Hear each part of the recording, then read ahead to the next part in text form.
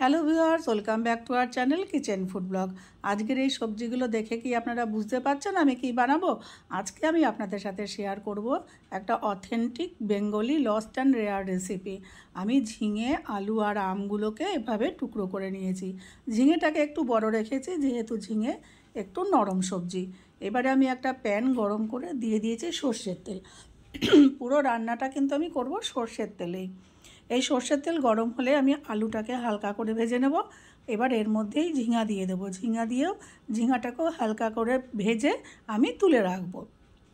এবার ওই ভাজা তেলেই আমি কি করব, দিয়ে দেবো একটু পেঁয়াজ কুচি। পেঁয়াজ কুচিটা আমি হালকা একটু লাল করে ভাজবো, পুরো বেরেস্তার মতন করে ভাজবো না। ভালো কথা, আপনাদের যদি আমার রেসিপিগুলো ভালো লেগে থাকে তাহলে আমার চ্যানেলটাকে অবশ্যই সাবস্ক্রাইব, লাইক, শেয়ার ও কমেন্ট করবেন।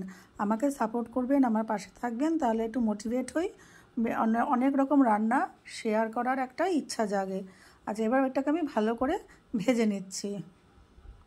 এই রান্নাটা আমি আমার এক দিদির শাশুড়ির কাছ থেকে শিখেছিলাম। তা উনি আমি যে আলু আর ঝিঙা এগুলো ভাজলাম রিফাইন্ড অয়েলে, উনি পুরো ঘিতে ভেজেছিলেন।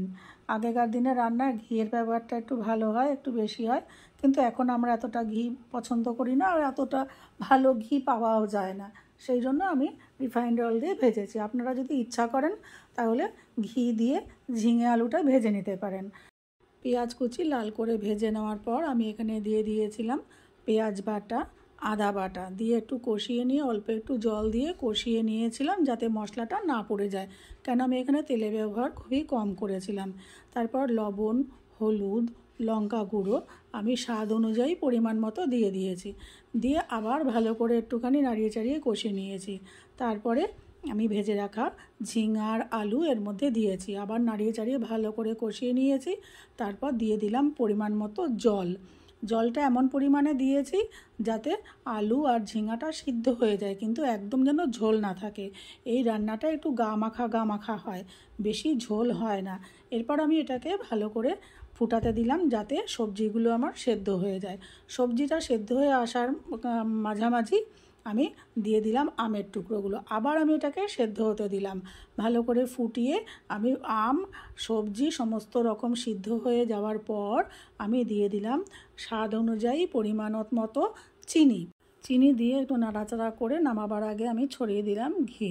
আমার তৈরি হয়ে গেল ঝিঙা আমের ঝোল। এতক্ষণ আমার সাথে থাকার জন্য আপনাদেরকে জানাই অশেষ ধন্যবাদ। আবার দেখা হবে অন্য কোনো রেসিপি নিয়ে অন্য কোনো দিনে। ততক্ষণ পর্যন্ত আপনারা ভালো থাকবেন, সুস্থ থাকবেন। Be foodie, be healthy. নমস্কার।